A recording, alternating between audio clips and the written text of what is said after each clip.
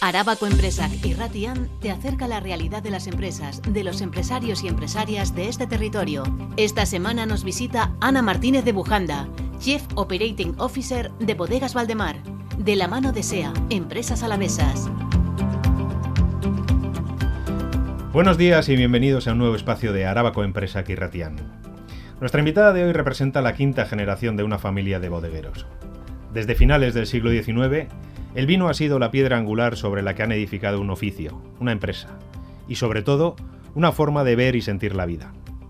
Dice que no siempre tuvo claro querer dedicarse a la tradición familiar, pero la elección de sus estudios, primero con dietética y alimentación y luego con marketing, tampoco la alejaban demasiado de lo que iba a ser su futuro. Al contrario, quizás el subconsciente le aproximaba un camino que le ha hecho muy feliz y que le ha permitido disfrutar inmensamente cada vez que alguien muestra su satisfacción a la hora de degustar alguno de sus caldos. Ahora que la continuidad está asegurada, con la sexta generación asomándose poco a poco a la primera línea, ella sigue pensando en superarse día a día y en mejorar tanto en la bodega alavesa de Ollón como en la que su hermano lidera en nada más y nada menos que Washington. Dos latitudes muy alejadas, pero fundamentadas en el mismo objetivo de alcanzar la excelencia y de satisfacer a su amplia clientela internacional. Buenos días, Ana Martínez Bujanda. Muy buenos días. Ana, ¿cómo fueron tus primeros pinitos en Bodegas Valdemar? Bueno, pues como tú bien has dicho, realmente yo sí que me apasionaba desde pequeña porque me he acostumbrado a vivir alrededor de la bodega y de las viñas, pero no tenía muy claro que iba a acabar en la bodega. Pero cuando terminé los estudios, pues mi padre me dijo, pues mientras buscas algo, pues empiezas.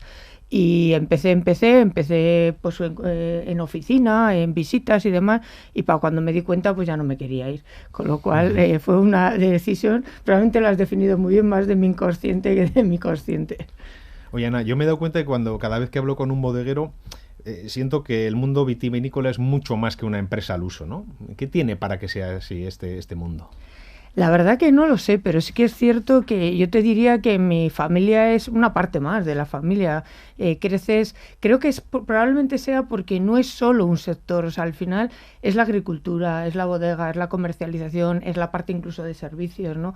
Entonces, como es un negocio que tiene todo, pues te abarca tanto en tu vida, te llena tanto, creces rodeada de los viñedos, acudes a la vendimia cuando es la época, hablas con unos, con otros, entonces no te das cuenta, estás en casa hasta eligiendo las etiquetas. Tú todavía eres un crío, pero te están enseñando hasta los diseños de las etiquetas, de lo que sea. Entonces no te das cuenta y estás metido dentro, ¿no? Y luego es apasionante, lo cierto es que es precioso. Ves todo el proceso, ¿no? Desde que está la uva, y claro, es un proceso tan largo y...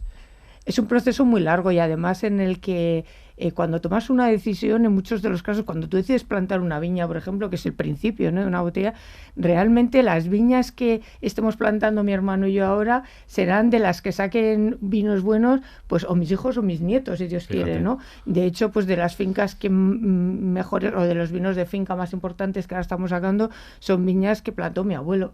Entonces es un proceso que lo haces como con mucho cariño, porque realmente muchas de las decisiones que tomas en el momento las estás pensando en el futuro y no en disfrutarlas tú, sino en que las disfruten después y tú estás disfrutando de las anteriores.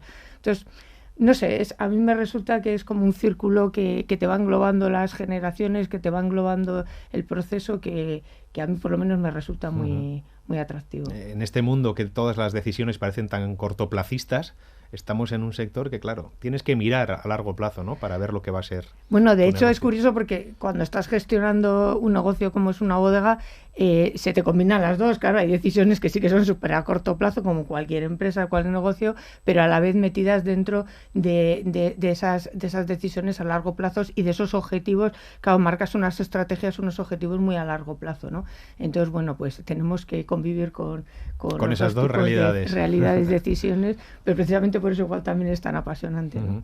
Todos sabemos que en Rioja Alavesa hay muchos y muy buenos caldos, pero ¿realmente podemos decir que los alaveses sabemos de vino?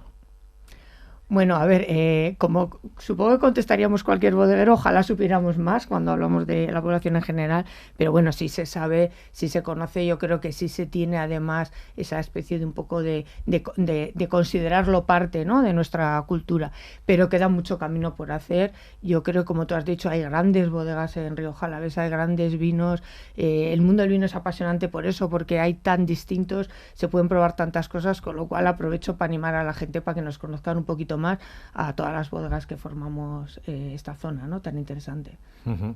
¿Y cómo vives la competencia existente ante la proliferación que hemos visto en los últimos años de bodegas, especialmente en las 2 décadas últimas, me atrevería a decir?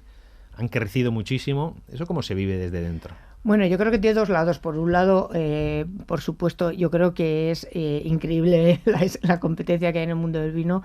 Yo creo que pocos sectores tendrán tanto, porque ya no es la que nos encontramos aquí en nuestra tierra, sino es que ahora en muchísimos países del mundo donde no se producía vino, se produce, con lo cual la competencia es tremenda, ¿no?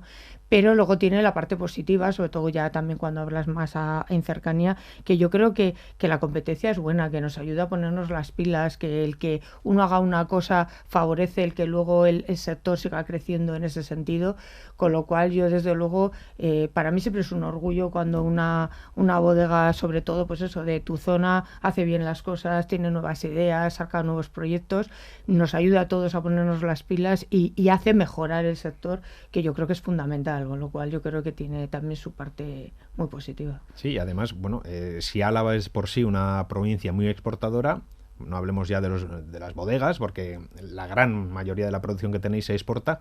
Es decir, que al final también es como un escaparate, ¿no?, al mundo de lo que es Álava y de lo que sabemos hacer aquí. Lo estamos exhibiendo en el resto del mundo. Por supuesto, al final nos creemos que somos muy grandes, pero en el mundo bueno, del vino y de cualquier cosa, pero cuando luego sales afuera te das cuenta que eres un circulito ahí en el mapa mínimo, ¿no? Con lo cual, evidentemente, cuanto mejor hagamos las cosas todos, el nombre de la zona va a subir, el nombre de la marca va a subir, del territorio, con lo cual eso nos va a ayudar a todos, ¿no? Indudablemente, y al revés, si lo hacemos uno mal, pues lo que va a hacer es desprestigiar la zona, con lo cual yo desde luego creo que tenemos que colaborar, trabajar juntos y hacer que cada vez se conozcan más nuestros vinos fuera. Uh-huh. Sí, porque ya no solamente son los números de cualquier empresa que tienen que cuadrar al final haciendo el balance, sino una responsabilidad, entiendo también, ¿no?, que te sientes como embajador de tu tierra en otros países muy diferentes de todo el mundo. Por supuesto, porque además el vino al final se concibe, yo creo, para todos, aparte de como un alimento, como una bebida, como parte de la cultura de una tierra, ¿no?, de una zona. Entonces, además cuando vas no solo estás hablando del producto final del vino, estás hablando de las fincas, estás hablando de la tierra, estás hablando de los pueblos de los que procede. Entonces sí que estás haciendo, como tú bien dices, un poco de embajador de tu tierra, de tu zona, con la responsabilidad que ello conlleva, por cierto.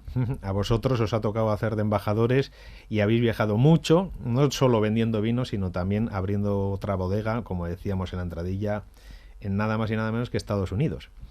Eso os ha reportado, entre otras cosas, me imagino, bueno, la diferente percepción que se tiene en América, en este caso, de lo que es la figura del empresario o de la empresaria.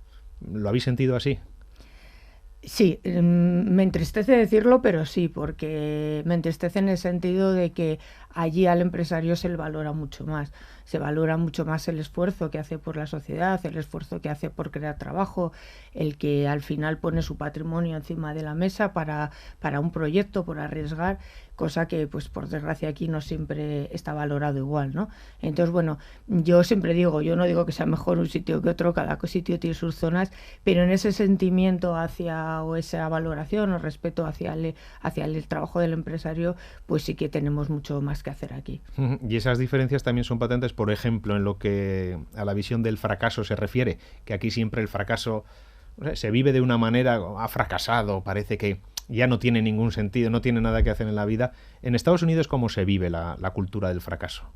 Bueno, yo creo que ahí se vive de una forma más sensata o más racional, en el sentido de que en todos los negocios se fracasa y en todos los negocios se tiene éxito. Evidentemente hay casos extremos en los que se fracasa, pero aún así, oye, pues existe la capacidad de aprender de lo que ha ocurrido y volver a intentarlo, ¿no? Y tanto cuando ha fracasado el negocio entero como un proyecto en concreto dentro de un negocio, que a todos nos puede pasar, ahí sí que se ve más como se admira el que, oye, te levantes, vuelvas a intentarlo y además incluso se ve la perspectiva de, oye, has aprendido de lo que te ha ocurrido y vuelves a hacerlo, ¿no? Igual aquí cuando has fracasado, pues ya se te mira más como un perdedor o como alguien que no sabe hacerlo, cuando todos tenemos que aprender y además la situación y las circunstancias cambian y todos tenemos que seguir avanzando, ¿no? Como en otros aspectos de la vida, ¿no? De hecho, bueno, a micrófono cerrado me comentabas una anécdota que habíais vivido allí, ¿no?, de un fracaso y la respuesta que tuvo la plantilla ante el cierre de la empresa. Sí, te pediría que la compartieras con nuestros oyentes. Bueno, no es una empresa que yo conozca personalmente, pero sí me contó la anécdota mi hermano estando allí de una empresa española que había ido allí, que había montado un negocio y que había fracasado. Si te soy sincera, no recuerdo ni el sector que era, pero lo que había llamado la atención, lo que se había quedado grabado a mi hermano en la mente, es que cuando fue a cerrar, en lugar de pues eso, protestas y de todo, pues lo que le hicieron fue una fiesta de despedida a los empleados y le agradecieron el que lo hubieran intentado, que hubieran ido hasta otro país, lo hubieran intentado, hubieran puesto su patrimonio encima de la mesa y hubieran creado temporalmente trabajo, y que al revés, que lamentaban por ellos, pues que no les hubiera funcionado, pero que aún así que supieran que siempre se lo agradecerían, ¿no? Uh-huh. Creo que eso es algo que dice mucho. Totalmente, vamos. Te comentaba también a micrófono cerrado, este espacio que hacemos tiene una pregunta recurrente a cada empresario y empresaria que nos visitan, que es: ¿qué consejo le darías a un joven que está dudando entre emprender o tratar de buscar otro tipo de empleo? Si está dudando es que probablemente ya tiene el gusanillo, ¿no? Que tiene una idea o que tiene una ilusión. Yo le animaría a que lo intentara. Sí que es cierto que evidentemente el emprender tiene sus riesgos, pero toda la vida, ¿no?, tiene riesgos, pero también tiene unas satisfacciones tremendas. Que sí que le aconsejaría que se apoyara en otro empresario, que buscara ayuda, que buscara opiniones, que creo que tenemos que colaborar más entre nosotros, que seguro que se lo van a ofrecer, que seguro que le van a ayudar, pero que lo intente y que, como hemos dicho, pues si tiene algún pequeño fracaso es cuestión de levantarse y seguir intentándolo, pero que son más las satisfacciones probablemente en la mayoría de los casos que otra cosa, ¿no? Uh-huh. Bueno, pues con esta reflexión nos quedamos, Ana. Muchísimas gracias por haber venido y compartir estas opiniones en Arabako Enpresak Irratian. Y solo nos queda emplazar a nuestros oyentes al próximo espacio. Mila esker eta hurrengora arte. Un espacio ofrecido por SEA Empresas Alavesas, la asociación que defiende y representa los intereses del empresariado alavés.